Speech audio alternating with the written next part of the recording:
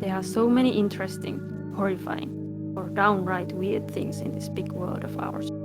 Each week, we'll bring you a new true crime story that has little to no coverage in English. Let us do the translations so you don't have to.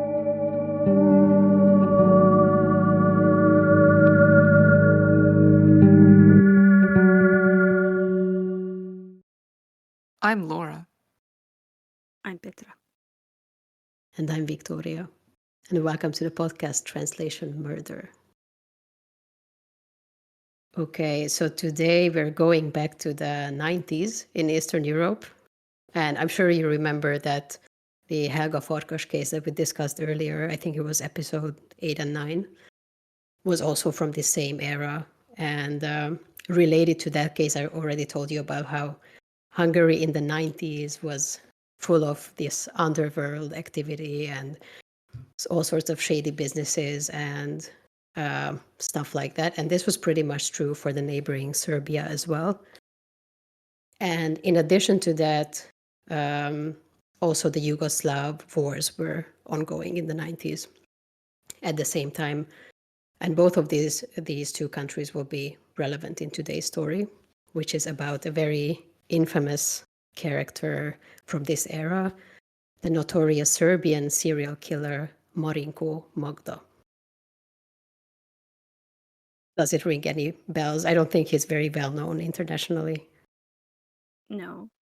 I think like parts of his name ring a bell, but that could just be because I know other people with part Magda sounds familiar, but I don't know. I don't know. Yeah, Probably not. and I though. wanted to actually bring this up because his name can be a little bit confusing because Magda is his family name, his last name, and Marinko is his first name. But Magda Yeah. is also a, like a given name to like a Yeah, female yeah, name. So yeah. just saying. Yeah, so that That- could maybe be the reason why, because I think like, yeah. Yeah. Why? So he is currently imprisoned in Hungary. So this is kind of a spoiler. He will be arrested at some point in the story.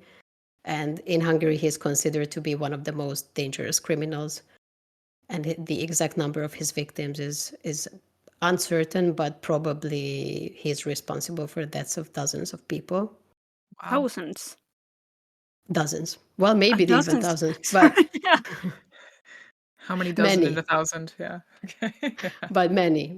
Yeah. Yeah. Okay.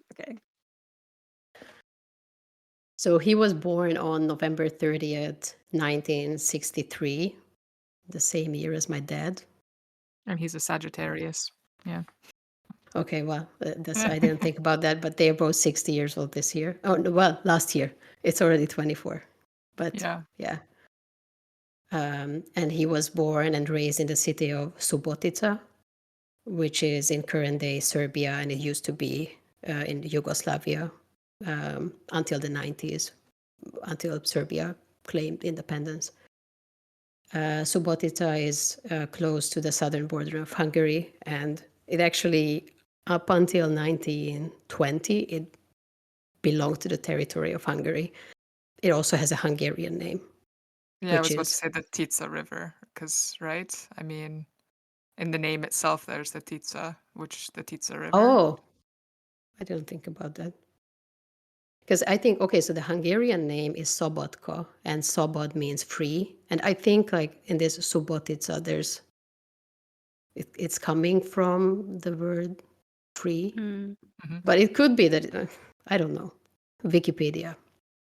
The name of the city has changed frequently over time. The earliest known written name of the city was Zabotka or Zabatka, which dates from 1391. It is the origin of the current Hungarian name for the city, Sobotka. Other sources claim that Sobotka comes from the adjective Sobod, which derived from the Slavic word for free, svobod, referring to the status of the colonists settled in the zone by the Habsburg after the Battle of Zenta.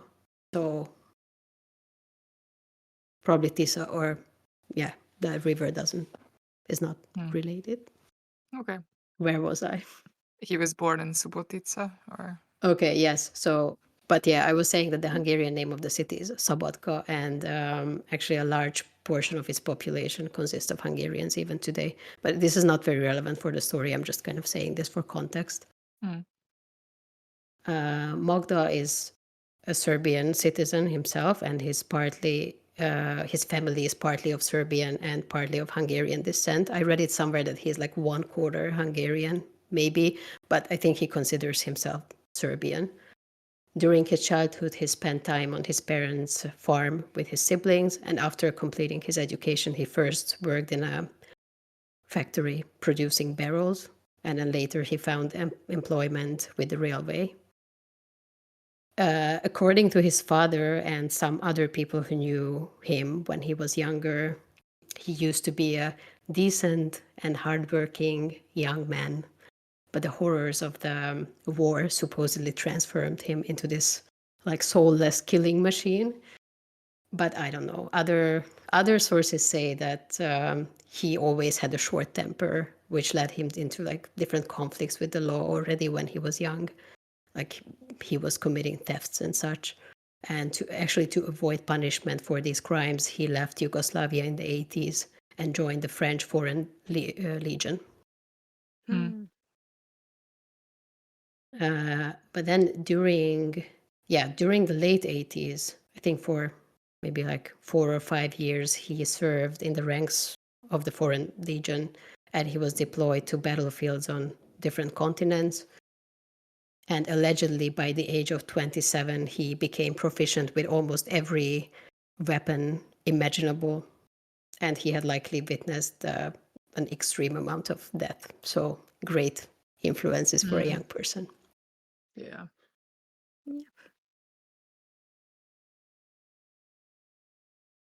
Then in the 1990s, he escaped from the Foreign Legion, and I'm not actually sure why, but he left and he moved back to Serbia during the ongoing Yugoslav wars. And there he joined a paramilitary group called the Serb Volunteer Guard. And this is according to his own confession. The Serb Volunteer Guard was also known as Arkan's Tigers, and it was founded and led by Željko Ražnatović, and I'm sorry, I might be butchering the Serbian names here. I typed it out for myself, literally. But he was actually more commonly known as Arkan, and he was a former professional football player who turned into this paramilitary leader. He was also a very controversial figure, known for his involvement in various conflicts in the region.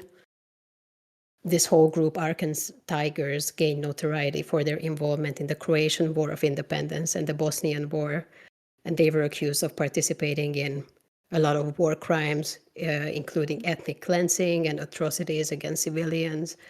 And they were also known for their ruthless methods, and reportedly they were involved in like looting and destruction of towns and villages.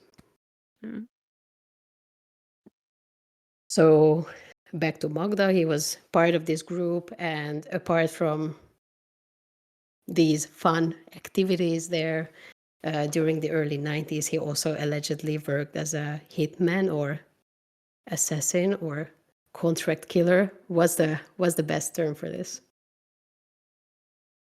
I guess hitman. So, yeah, contract killer. Yeah. So basically, someone pays for him so that he kills someone. Yeah, that's what sources say. I don't know if there's actual like concrete evidence about any of these like paid killings, but there are some speculations. It just comes up often. Sorry to kind of jump back, but isn't the Foreign Legion also like a paid armed forces type of thing? So it's not like meant for protecting a specific nation? Or let's Google it. Yeah, I mean, like in this context, he sounds like he's someone who's willing to kill if he's paid.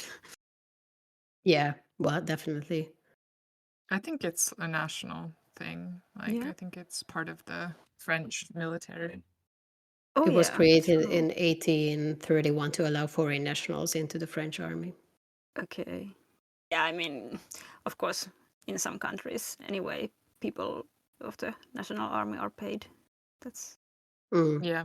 I mean, just a salary. Yeah. Like normal Yeah, pay. yeah. Yeah. yeah. So it sounds like it was convenient for him to join because he, anyways, had to kind of leave. But yeah, so yeah, he was kind of a hitman allegedly also during the 90s, and maybe during this time he came into contact with the Serbian intelligence services as well. So his first confirmed murder, and he obviously, or I'm pretty sure he obviously committed other murders before this, but the first confirmed murder occurred on February 24th, 1993, when he got a tip about a wealthy Jewish jeweler in Subotica, and he decided to rob him with his friend, accomplice, Jovan Tredanovic. It was rumored that this jeweler kept 12 million German marks at home, and it would be 6.1 million euros or 6.7 million US dollars today. Wow. That's quite a lot of money. So they decided to break into the jeweler's home. And I actually think they had to try twice, because first they made some noise and the neighbors noticed that there was something going on. But I think how I understood it is that they kind of immediately tried again on the same night. And first they then killed the dog who Oh was no. barking. Yeah. No.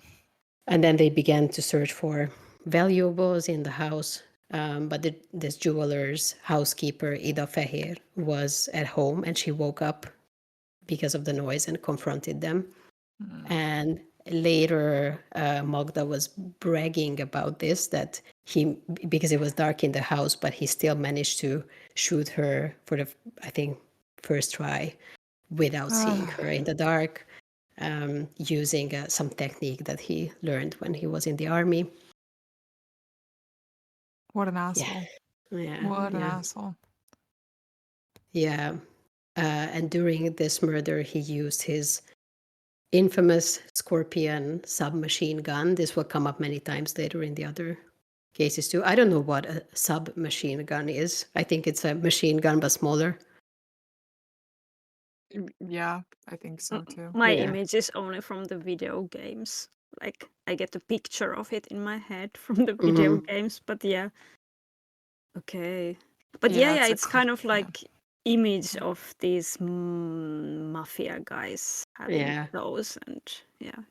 Yeah, it's a close quarter offensive weapon mainly for trench raiding. So yeah, close quarter machine gun, I guess. And they also say that he was, I think, always using a silencer as well. Okay. So despite the expected large amount of money, like this 12 million German marks, they ended up finding 3,000 German marks. That would be like 1,500 euros or $1,700 today. Fucking hell. Yeah. So yeah, this was the first confirmed murder in Serbia, and he also committed other types of crimes as well during this time. And because of this, he faced increasing scrutiny from the Serbian authorities. In mid-1993, he shot someone in a restaurant, or shot at someone. I don't know if he actually killed this person, but there was this incident in a restaurant, and because of that, a warrant was issued for him. So he decided to escape to avoid punishment in Serbia, and he decided to relocate to Hungary and settle in one of the bigger cities that was pretty close to Subotica, which is Szeged. Szeged. I was about to say Oroshájca, but okay, yeah, sure. That will also come up. Okay. I was But just yeah. looking at the map. Oh, you tricksy. You're tricksy. Yeah, Okay. yeah. Yeah, it's like less than an hour away by car. So they're really close to each other, these two cities. So yeah, he relocated to Szeged, and he claimed an interest in blacksmithing, and he even established some sort of a business, but it was kind of a non-functional business. He wasn't actually doing business there. It was kind of a cover. And in reality, he maintained very active connections with South Slavic figures in Szeged's underworld, who were involved in the usual, like oil smuggling, arms trading, currency exchange businesses, and things like that. So that's what he kind of continued doing when he moved to Hungary. On October 14th, 1993, and this is the year I was born, by the way. So many things were going on in Szeged then, apparently. So yeah, in October that year, he submitted an immigration application, and soon after that, he got an ID for foreigners. So to me, it sounds like he was kind of officially settled or got like rights to be permanently, or like for a while at least, in the country. He later also claimed that he paid a bribe of 4,000 marks to, I guess, the Hungarian authorities or something to get citizenship. But he actually never managed to get citizenship, because soon after this, during the winter of 93 and 94, he kind of went even crazier and started a rampage and murdered a bunch of people, which I will talk about now. Do you have any questions before that, or comments about what a nice guy he seems to be? I wonder if he spoke Hungarian. I think now he does. I think I heard like him talking in some videos, and he has an accent, so I think he learned over time. Yeah. Okay. But he was not. I don't know if he was fluent at this time when he moved there. Yeah. It's kind of surprising to me that he didn't get the citizenship, like given the social climate of Hungary. There was no and- time. The thing was, Yeah. that there was no time. So I think he was supposed to, what is it, like make an oath, right? Yeah. Yeah. And I think the ceremony that was scheduled for like March 1994. And so he already paid this bribe, but then before that, he started committing all these murders that I'm going to talk about now, and there was no time for him to get the citizenship. So that's why. Berserk. Yeah. And during this period, he murdered at least 9, but in reality, probably 13 people. Wow. And this all happened just over a month, just like a little bit over, like a little bit longer period than a month. Okay, so the first case, or the first murders in this series, he became aware of a certain Kecskemét-based entrepreneur called Antal Horváth, who amassed a large amount of wealth through arms and alcohol trade, and he decided to rob him. Kecskemét is a city in Hungary. It's in like central Hungary, I think almost exactly halfway between Budapest and Szeged, so a little bit more to the north. Didn't we discuss this in the Helga Farkas murder as well? I think it came up. Yeah, because this sounds super, super familiar, this name. And also when we were going to Szeged by train with you, Laura, we went through Kecskemét. That was kind of the bigger city halfway, yeah. Okay, yeah. So you probably heard it there as well. So yeah, so he decided to rob this person, and he needed some partners to commit the robbery. So he formed a so-called death squad with the help of his friend Ivan Sinkovic. And this squad was also called the Belgrade Boys. Wow. Okay. No, that sounds so bad. It really does. Yeah. So the Belgrade Boys on December 19th, 1993. I'm sorry. I can't So keep things this are, yeah, well, not surprising. Yeah. So on December 19th, 1993, and just to remind you, so he left from Serbia in mid-1993. So this is just a few months after that. They broke into Antal Horváth's home in Kecskemét, and at that time, only his wife was home and their 8-year-old son. They started threatening her to get like money and jewelries and whatever valuables they had. And during this time, they were interrupted by Horváth's return. and he actually came home together with his business associate, Dragutin Kujundžić. And I think Magda also knew this other guy. So they were, I'm not saying they were moving in the same circles, but yeah, the people that he wanted to rob were also like, they also got this money through illegal means, largely. So Horváth ended up giving them 800,000 forints, which is 16,000 euros today, or 18.5 thousand US dollars today. Quite a lot of money. And despite this, Magda still shot both men with the same silenced Scorpion gun. And also after his bodies left, he still went back one more time and killed Horváth's wife as well. Okay, like you got what you wanted and you still kill them. Yeah. Quite a Was it? sociopath. I mean, was it just to not have any witnesses, or Maybe, yeah. I That's mean, what I about would the guess. kid? You mentioned So yeah, there the was a kid, they son? didn't kill the kid. Yeah. So he Okay. was the only survivor. They didn't kill him. Hmm. But I think he witnessed the murders. So great. So Yeah. it wasn't really about not leaving any witnesses. Yeah, but maybe they thought that, it's an 8-year-old child. Nobody believes him. I don't know. And aside from the money, they took an Omega wristwatch as well. And that will come up later. So that's why I'm mentioning this now. Mhm.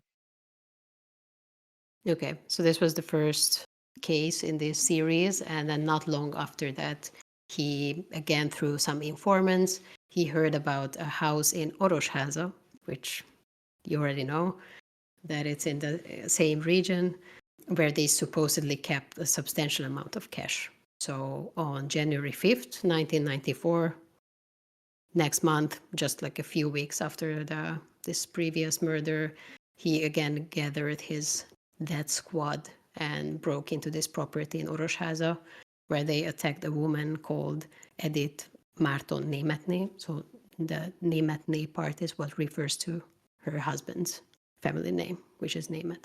Yeah, so they wanted to rob her, obviously. They restrained her by tying her hands and then ended up strangling her with a tie. This robbery yielded 100,000 forints, which is not that much. It's in today's money, it's 2,100 euros or $2,300. So after all, I guess it was not as much money as they expected to find. They also found some jewelry and watches. Her 2 underage daughters were also home at this time, but they survived, so they were also left alive, and they were just kind of tied up and I think locked into a closet or something like that. So this guy has like a little bit of a code when it comes to children, like Up until this underage. point. Oh no. Okay. Okay. Fuck. Yeah. Also, interestingly, to refer back to the Helga Farkas case again, a very kind of weird coincidence is that this victim, so the woman that was killed, Edith, she was actually Helga's mother's sister. Oh. No. Yeah. Wow. Wow. That's a That lot of loss is- for one family. That's Yeah. that's kind of insane. Shit. Yeah, but we talked about it in those episodes as well, that their family had some of these, like maybe like shady businesses. So probably through that was how Magda heard about that they probably have some money to be Wow. taken. And I don't know if I mentioned this in the Helga episode. Maybe I did, that there was another. No, you murder. didn't Okay, mention it. okay. Yeah.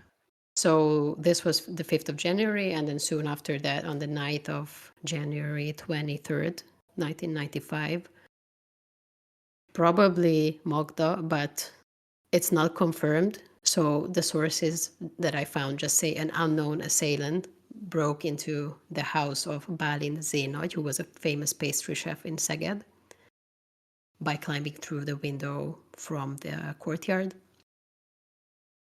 And this comes up later because apparently some people say that this window was not big enough, like Magda couldn't have fit through it. But then apparently when he was in the French army, he got this nickname Rubberman, so he might have had like very flexible joints or whatever. But yeah, this came up as a as a reason that maybe he was not actually the killer here. But yeah, so he shot and killed the man, Balin Zena, in his sleep, and also his wife, their 16-year-old son, and their 10-year-old son, with several gunshots with the same gun.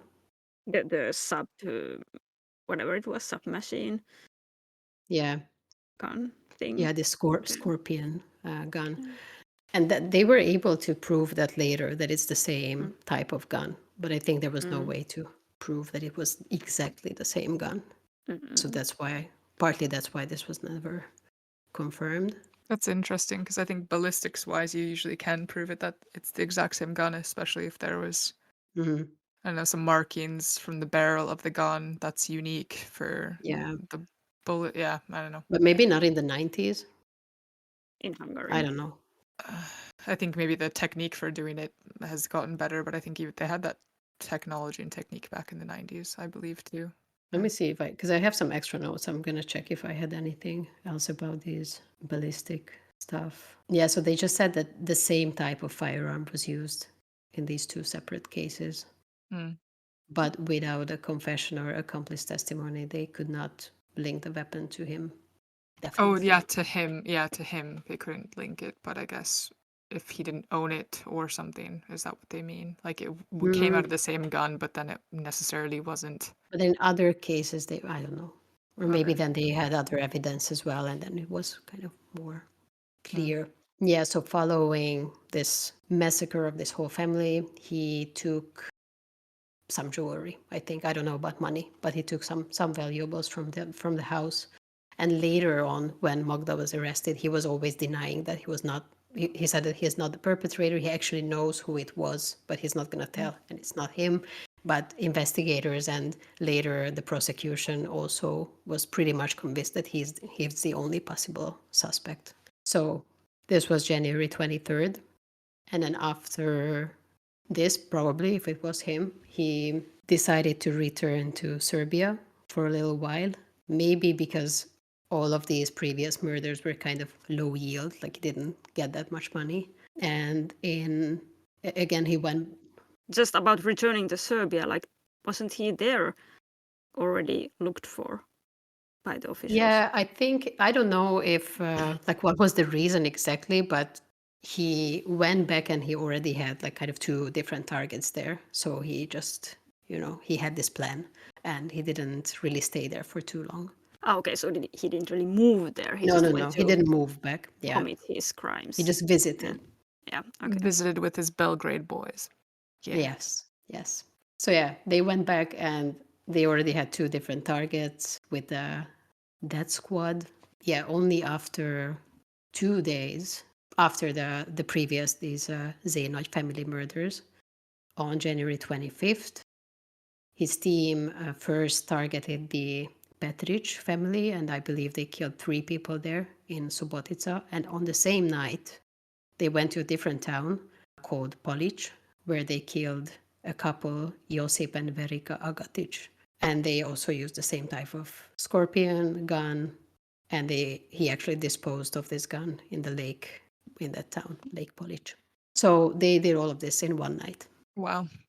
I'm just starting to count up all the bodies that they've acquired, and so they're basically not having the total include the baker's Yeah. family, as far as I Yes. understood, No. because it's already over the threshold of the bodies, as far as I was Yeah. And counting. before I started telling you about the murders, I think I said 9, but probably 13. But I didn't Yeah. count it. I just wrote it down. Yeah. Do you want to count it, or have you started already? So in So it Kecskemét was, there were 3. yeah, 3, and then in the Orosháza case, yeah, there was 1. yeah, and then in the Baker's case there was 4, and then there was the most These recent two one, two families 5, in. should be 5 total. So that's Yeah. 9, 10, 11, 12, 13. Yeah, Yeah. And 13. if you take away the Zenoid Yeah, family, the pastry chef's is family, 9. then Yeah, it's 9. Yeah. yeah. So I read that according to some people, the murders of Milan Petric and Josif Josip Agatic, so the man from these two last families, was maybe perhaps ordered by Serbian political circles because both men were significant players in the tobacco trade in the northern part of Yugoslavia, which disrupted the business interests of their then president Slobodan Milosevic. Okay, Yeah, sure. this is just a speculation, we don't know. Yeah. But nevertheless, He's the guy who was convinced of war crimes, right? Milosevic. yeah, I think so. Yeah, and I actually read it somewhere that even Magda was like, he had to give some sort of a testimony during that trial. Oh, So maybe there Wow. were. Mm. I just keep saying wow during this whole episode because I'm like, I mean, wow, this is wow. crazy. And I was thinking that, in my last case, there was no murder, but this kind of so makes now up you're for. kind of Yeah, double Okay. time, triple time, Yeah, murder. Fuck. yeah, it's Damn. crazy. But we're almost at the end of the murders. This sounds like a really bad movie to me. Like just Yeah. this irritating guy killing people for what? Random valuables. Yeah, and he really seems like an irritating guy. Like I Yeah. mean, sure, like he's a murderer and he's already because of that, but otherwise too, he seemed to be a really arrogant person. I don't know if I can share my screen because I didn't manage to do that last time, but I just feel like this guy kind of has this. He wants to kill people, and then he kind of finds the people to kind of satisfy the the urge in him to kill. He looks for an excuse to kill people, and he's like, okay, yeah, sure. I don't think he is crying, oh my god, I killed people and I only got no, €1,000. definitely not. No, yeah. So Mm. yeah, I think that's what makes it more There's frustrating so too. many of these. I don't know if he always if his murders before this were so frequent, they were just not really confirmed. But this 1 month period is crazy that like almost every day he went to a new place to rob and murder people. Yeah. Oh yeah, I wanted to say that from these two last murders, they seized approximately 80,000 German marks. So that's about 40,000 euros or $44,000 today. And also a considerable amount of gold. Okay, so I'm going to talk about his arrest now and the investigation. But because all of this, like all of these 9, probably 13 murders happened in such a short time. Luckily, the investigation was kind of quick too. So already after the first murders in Kecskemét, the police started to suspect him because of that stolen Omega watch that I mentioned that they took from that family's house. Because apparently this watch resurfaced in Szeged in some pawnbroker's shop, I don't know, with some people. And police informants confirmed that Magda was the seller of the watch. So they could tie him to that case. But of course, they didn't know that was not like concrete evidence that he was the murderer, but his name came up through that. But all the evidence that they had at that point was totally circumstantial, so they didn't have anything concrete. So the police wanted to be kind of cautious and gather some more concrete evidence, and they decided to invite him to the police headquarters in a tricky way. It wasn't that tricky, but yeah. So what they did. I was about to say, like, you won lottery, collected at the police station or what? Yeah, it wasn't that creative. We're going to give you the nationality faster. Could you come? Yeah, that's also a good one. Well, almost, yeah. So they basically decided to invite him to the Csongrád County Police headquarters for the 28th of January to clarify some questions related to his immigration case. Okay. So it was related to. They said that it's related to his immigration stuff, and just as another reminder, because so many dates, this would have been 3 days after the murders in Serbia. Mm-hmm. So yeah. So he's back in Hungary at this point. Well, yeah, or they sent him, like they summoned him to come to the police on that date. Yeah. And surprisingly, he actually did go to the police. Because like you would guess that he didn't, but he actually did walk into the police station, and they first just began to interrogate him on like neutral topics. Mhm. Have you ever committed a murder? We're trying to check to see if you're eligible for citizenship, you know? Uh-huh. Yeah. I don't know what they asked, but I think, yeah, probably nothing related to murder or anything at first. But what I also found, and I think that's pretty interesting, they wanted to get some sort of like a more concrete confirmation that he is indeed the killer. So they came up with like another kind of tricky way to do this. And I will tell you what I gathered from the sources happened, but they always, like all of the articles, kind of wrote it down in a kind of vague manner. So this is what I put together happened. Mhm. So at the murders in Kecskemét, in the Horváth family murders, the police found a note under the victim Antal Horváth's body. They found like a piece of paper, and on this paper, Marinko Magda's name was written. Like it was his name written on the note, and also a phone number to some cafe in Sobotica. Random piece of paper. Yes. No, just yeah. If he intentionally left that there, what a dumbass. But I just feel like he also doesn't have foreplanning. He plans, oh, there's gonna be so much money there. Yeah. Bad Yeah. information. Wrong. Yeah. Okay, I leave my calling card literally to call or get in contact with me underneath the dead body. I mean, it wasn't his number, so it was his name and a phone number of a cafe. I was I don't actually know. thinking that it was the victim, like, you know, this classic, like, with your last breath, you're like, the murderer is him. And the Yeah. cafe number was just a random, because why would you have empty post-it or like papers in your house? Usually they say something, so that was Yeah. unrelated. Okay, but I don't know. it's random. But Yeah.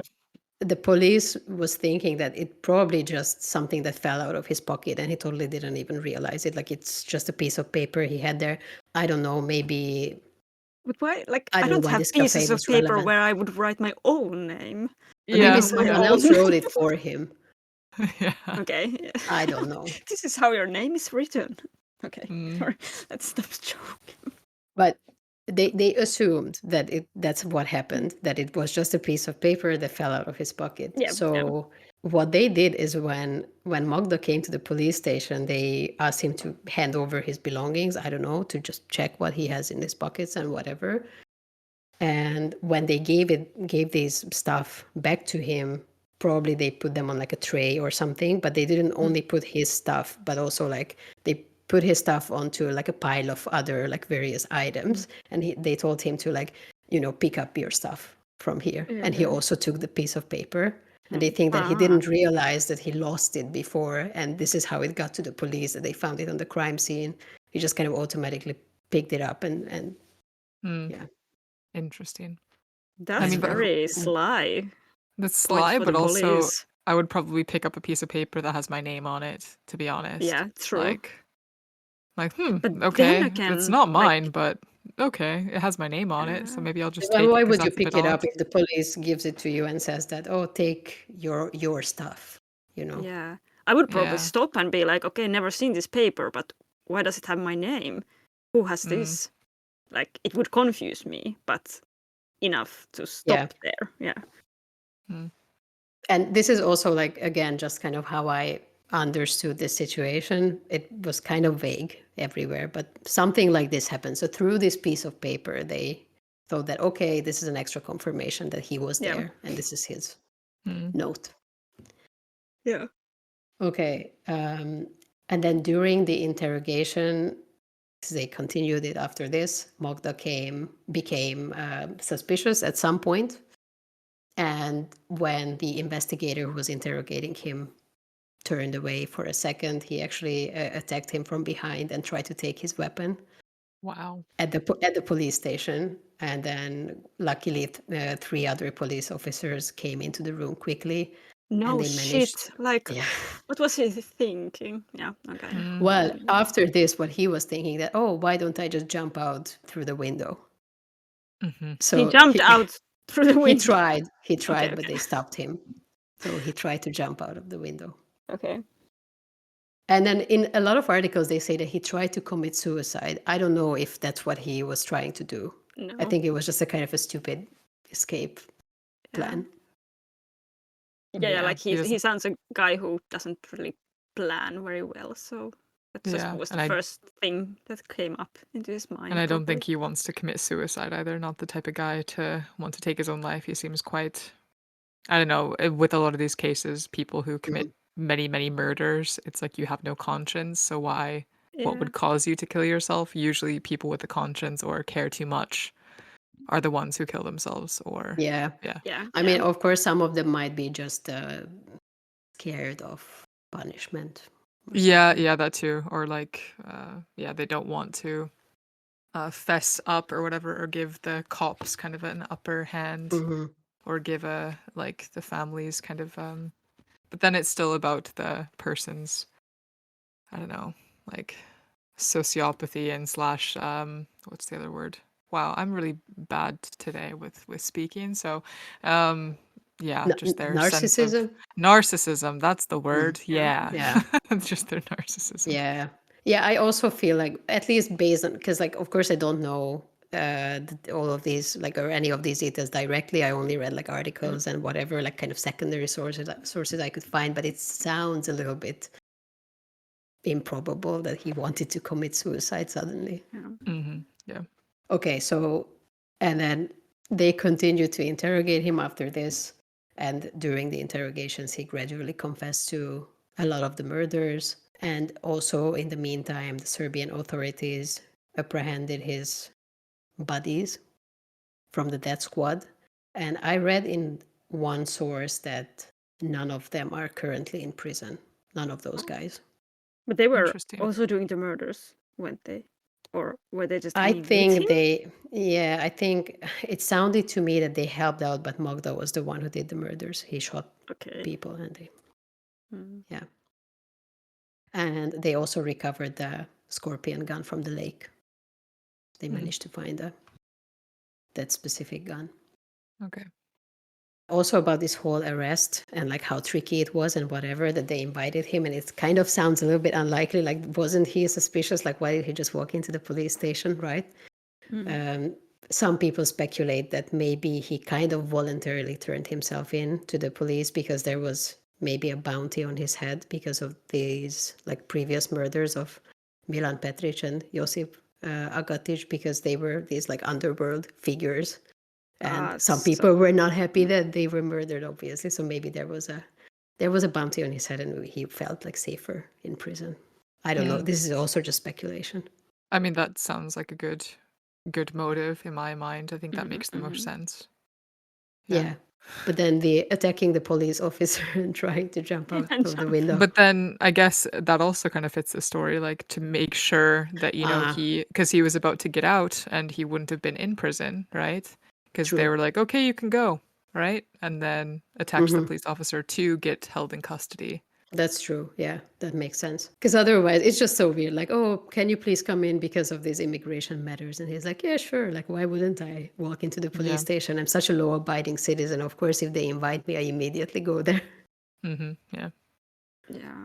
But I mean, then again, probably he did want to acquire the Hungarian citizenship, I would guess.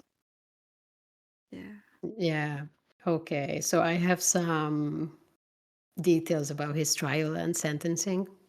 This is not yet about the trial, but I also read it in some articles that after he was captured, in one of his confessions, he was even bragging that he participated in the massacre of an entire village before, and he just seemed to be like, based on what I read, he seemed to be this like very braggy, like arrogant person who was very proud of his murders. And this was like apparent during the trial as well. He was very dismissive and kind of just didn't take it too seriously. Yeah, sounds about right. Yeah. But the court ultimately sentenced him to life imprisonment for the murders in Orosház and Kecskemét, so only these Hungarian murders. And they found like I said before, insufficient evidence to conclusively prove that he was guilty in the Zaynaj family murders as well. And of course, a lot of people still want this to happen because he was never charged with those murders. Mhm. Do you want to hear what kind of evidence they found? Like shortly, I have a list, but I don't really want to like go into a lot of details about the evidence that they had there, circumstantial stuff. Yeah, sure. Yeah, yeah. So we already talked about the gun, that there was some ballistic evidence that they found that in the previous murders, and in this one it was the same type of gun, but nothing else to tie him more concretely to the scene. There was also the stolen jewelry taken from the house, and apparently Balin Zainat's former wife could identify the jewelry. She said that it's from the family, so but apparently she was not able to say with 100% confidence that it's exactly the same jewelry that they used to have in the house. So maybe it was just identical looking or similar, so it was also very circumstantial. There was also a flashlight that they found in the bathroom that was said to be Magda's roommate's, which is also not totally confirmed. It was probably just left there or something like that. And there was also an eyewitness testimony. Someone recognized him from like close to the crime scene based on a composite sketch. But apparently he also had an alibi. He said he was in the movies. I think this always kind of, I was in the movies, right? Isn't this the typical alibi? But did he have a ticket to prove that he was in the I movies? And yeah, no like, idea. I don't know. And even if he did, you can buy a ticket and not go to the movies. Yeah, And you can true. just say that I don't have the ticket anymore. Yeah. Yeah. But then did they ask about the movie? Yeah, true. Yeah. What But what of was course your you can favorite see part it of the in any movie? case. Yeah. I don't But know. But basically, all of this was circumstantial. So that was the Yeah. problem. They couldn't prove yeah, it. but was there any like fingerprints or and I'm still kind of curious about the gun because of course there was bullets they could catch and they found the actual gun that they think was the murder weapon. I So think they there could was no do fingerprints. Yeah, sorry. okay, no, because I'm just thinking like they could do a like I think the striation patterns on the bullets, for instance, because like each barrel of the gun, you like Mm, as far as I understand it, I'm not a ballistics expert, but each barrel of a gun has a certain kind of characteristic because there's a spin that's put on the bullet, so then that kind of leaves markings on the actual bullet when it leaves the barrel.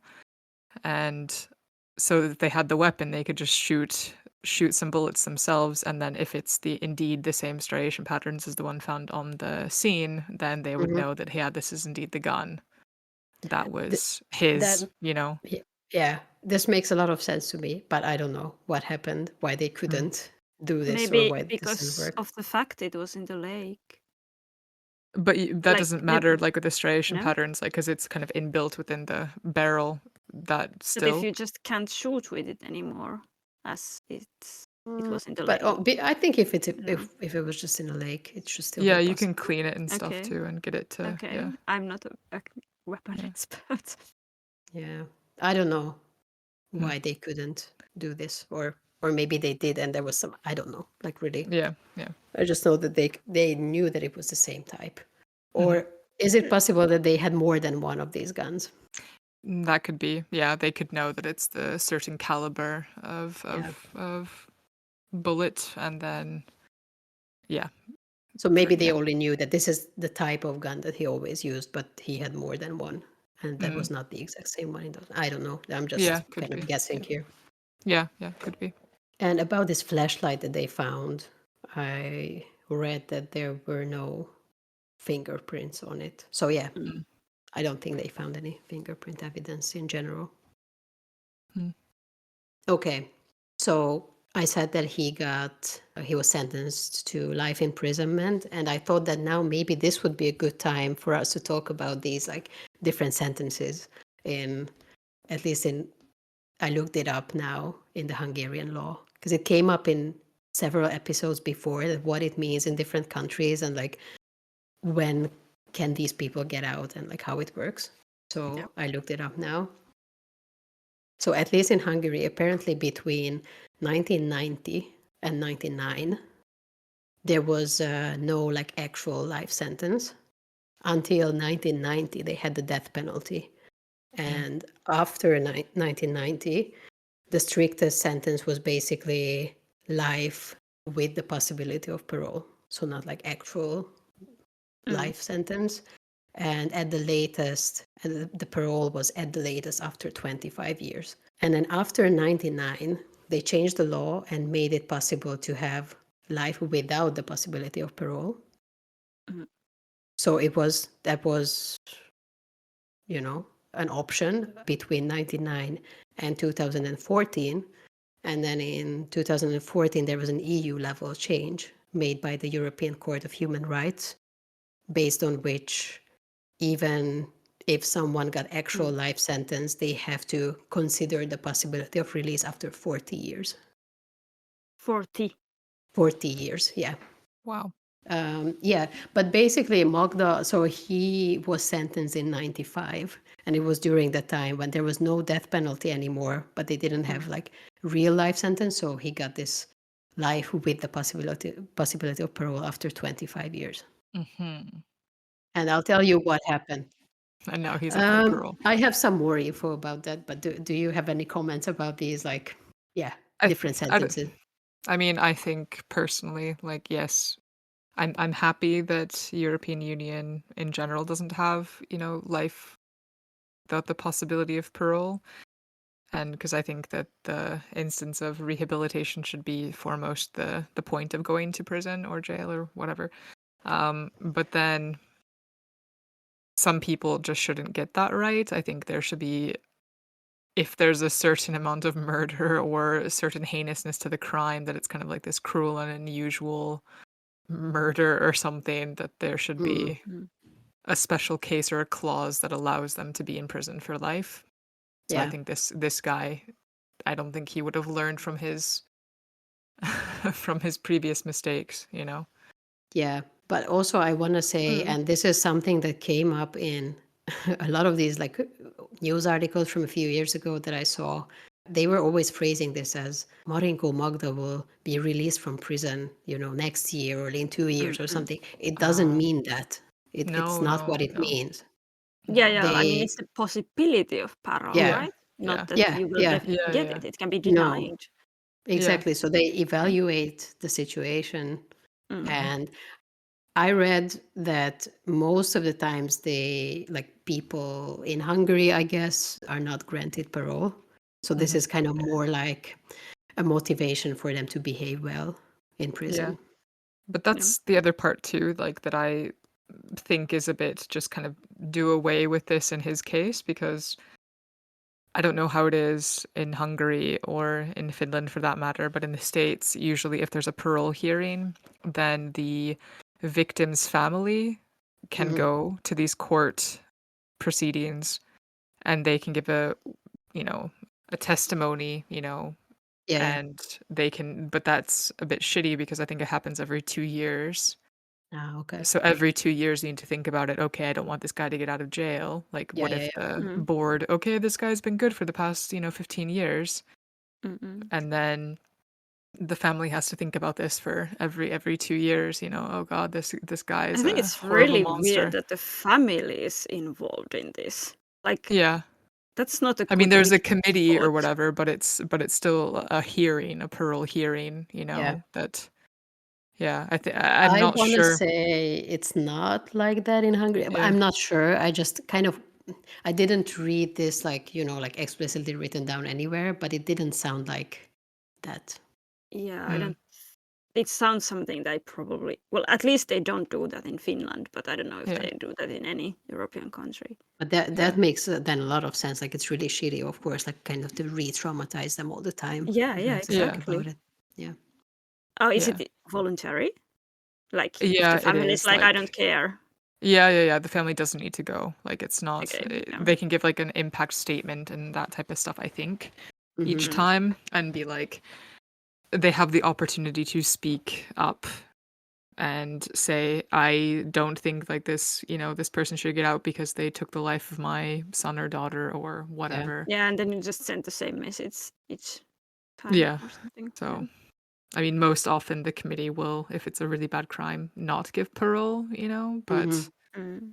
but still, it's re-traumatization for the family, at least. So Yeah, and like I mean, of course, also in his case, it was a possibility, and not only the family, but anyone else can be worried that okay, maybe this guy will get out. I don't know. yeah, Doesn't sound great. yeah, he doesn't seem like he has any rhyme or reason to Mm, actually not like not murder. Because I mean, it yeah, sounds like he doesn't have a Mhm. conscience Yeah. and just does yeah, it. So But in yeah. my I don't know. I'm just I got stuck with the whole family thing because I just That's wanted a to very interesting point, though. So add that somehow like my understanding of the justice system is that it should be professional. I mean, I'm not saying it's always professional in Finland. We have these weird civil committees, and I know many countries have juries and stuff, but still, like, it should be the the prison, the court, and that kind of instances that discuss the parole. yeah, I mean, it is still in the States, but Yeah, yeah, like, yeah. yeah.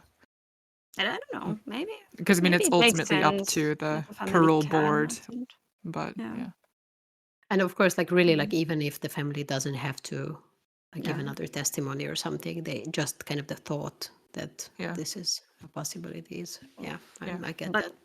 then again, like if your family member has been murdered, you are very aware of the timing when they would be able to get the parole, whether Yeah. yeah, you are involved in it or not. Hmm.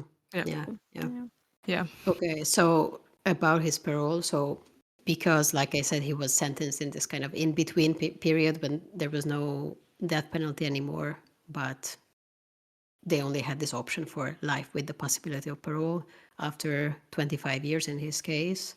He was eligible for parole in 2019, but he received an additional 200 days for assaulting a guard in prison. So it was delayed a little bit because that Hmm. was added on top.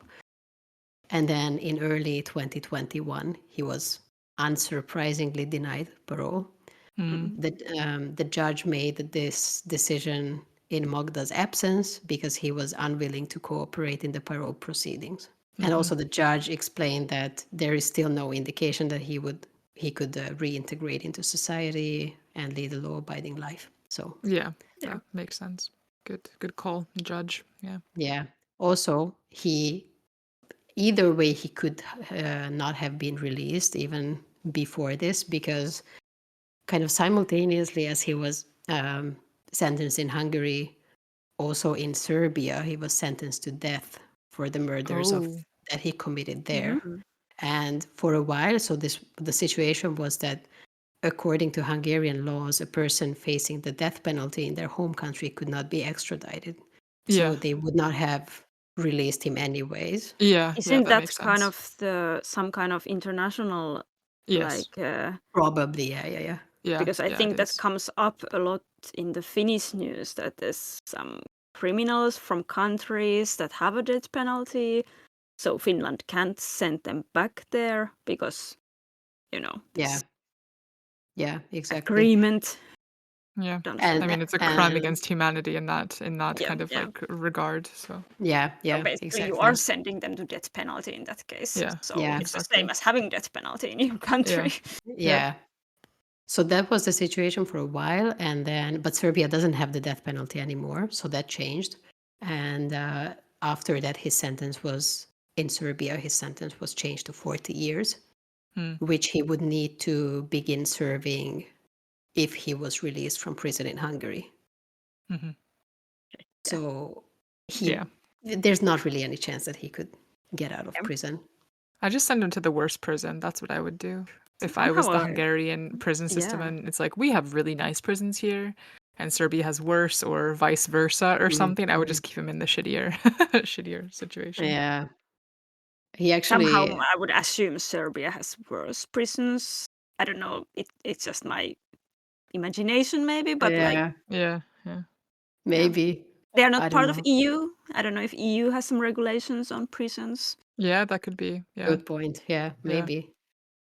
But actually, he repeatedly requested to serve his sentence in Serbia. He wanted to go Oh, back to his home country because of language difficulties and because his family was living like far away Hmm.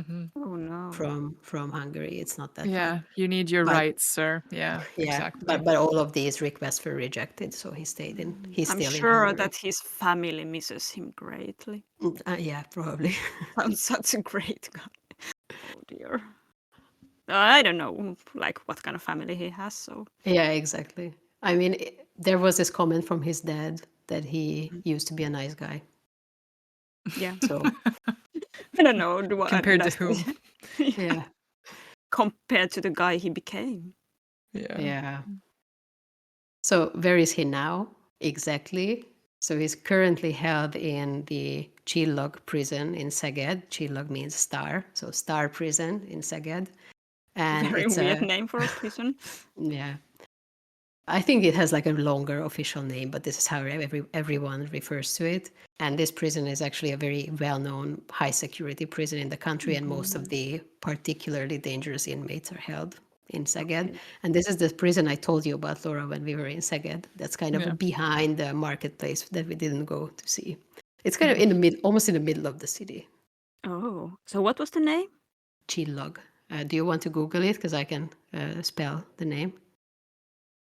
I want to find it from the map. I love Ah, maps. And it's I want to see photos of it on the inside. okay. So it's CS. So that's the ch part. CSILLAG.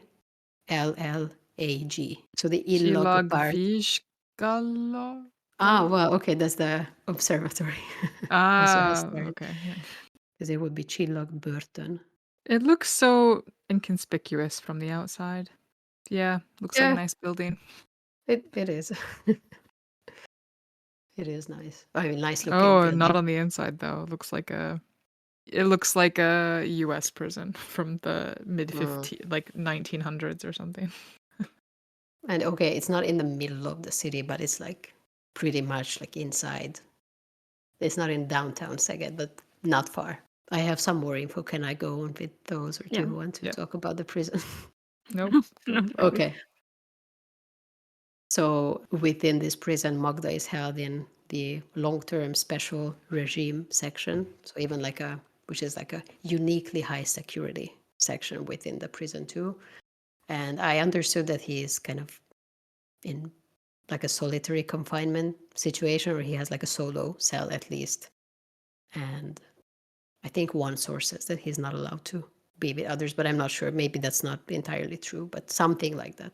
And some articles mention that he managed to integrate pretty well with no serious complaints about his behavior, unlike in previous institutions, because this is not the first prison he was in. He was in a few others as well, where he attacked the guard. That's what he got the 200 days extra time for. And previously he also people say that he created a death list and made escape plans and things like that. But nowadays he apparently is mostly painting and drawing in his cell, and some of his artwork was even displayed at a prison exhibition, and I think maybe some other exhibitions too. And he does not usually give interviews. Okay. So he kind of first he was angry and trying to rebel his sentence, and now he's just like whatever. Yeah, I mean, even the fact that he didn't really cooperate in the parole Yeah. proceedings kind of shows that. But he can't really hope for anything different in the situation, because then he would still go to prison in Serbia. But yeah, that's all I had to say about Marinko Magda, the Serbian serial killer. Well, Sounds like I a think douchebag. yeah, I mean horrible murders for no meaning, Yeah, but very good thing that he got caught relatively quickly. I mean, yeah, very quickly in yep.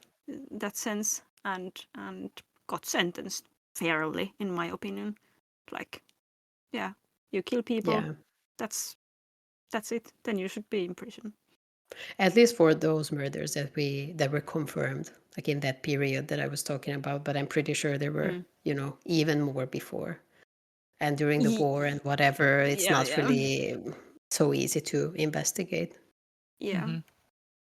in a way, I do think that, of course, like if you commit several murders, it would be fair for the family, the victims, that you would get sentence for all of them.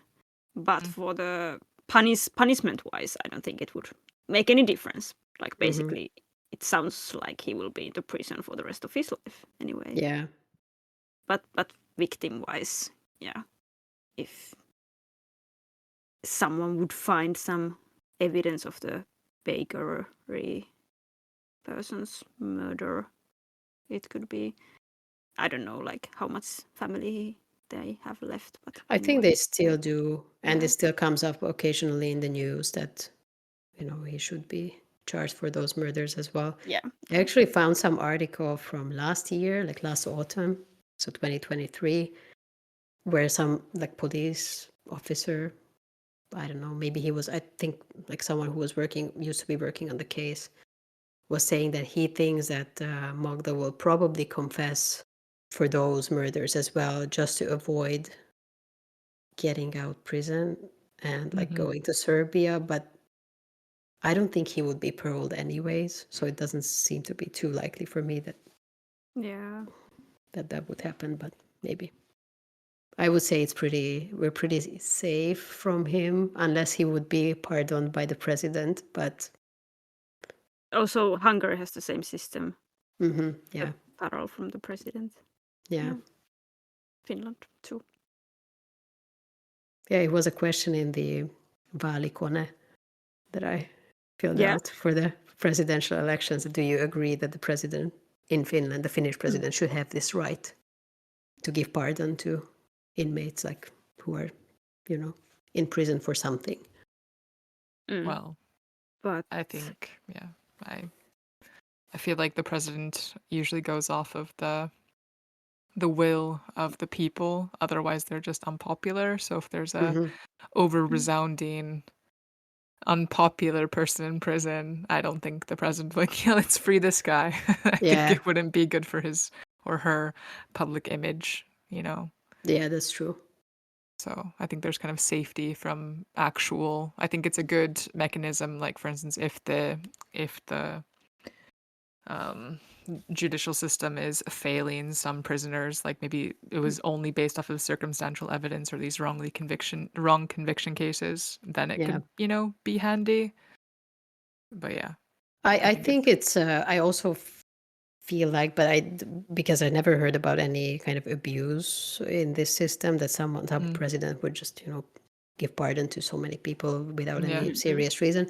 But I also feel like it's good to have kind of a plan C if there's no other way to get someone out of prison, even if we know that they're innocent. Because I think there are a lot of these cases in the US that it's kind of like it was proven later, sort of, that the person was not the perpetrator, but in some weird, complicated, fucked up way in the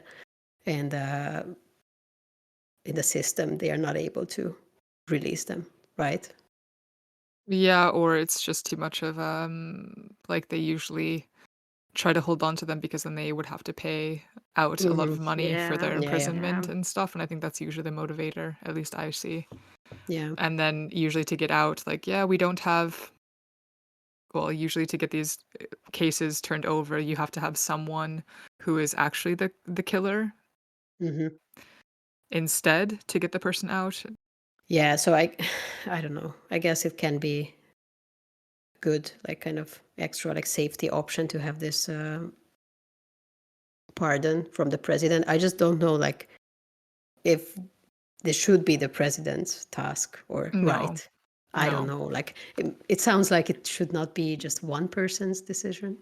I think at least Wikipedia says that in Finland, I'm not sure if I understand this completely correctly, but that everyone who's been over 12 years, that it would be anyway also through court. But the sentence is kind of weird, so I have to maybe search a bit more to like, is it the president first and then the court, or how does it work? Or is it really only the president? Shall we wrap this episode Yeah, up? I And then... was just gonna say that I don't think I have anything else to say. Okay. Yeah. Yeah.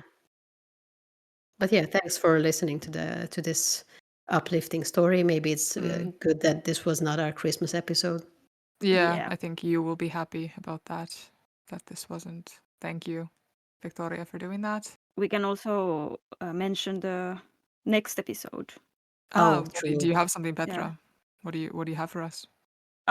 It will be in Finland. Okay. Any other And hints or tips or one things? hint: a comic character. Uh-huh. Just that. Will not tell Okay. more. Okay. That's Very very cryptic. Yeah. Super cryptic. Okay. I'm looking forward to that then. That'll be, yeah. I don't know what to say to that. Okay. But yeah, you can also send us some requests for any topics that you want covered. You can send us some feedback via email and what have you. And you can do that at translationmurderpodcast@gmail.com. But what's something they should not send us, Petra? Big pigs. Yeah, don't send those. We don't want them. Never. And yeah, never. Yeah, never.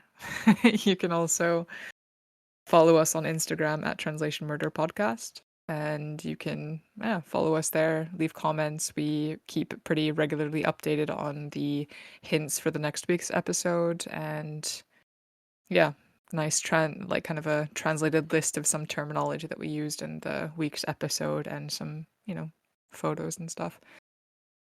And you can also follow and subscribe to our podcast on Spotify or wherever you get your podcasts. And yeah, leave a comment there too, if it's constructive. And doesn't have to be nice, just constructive at least. So thank you again, Viktória. And I'll just say, heipparalla. Bye. Moro.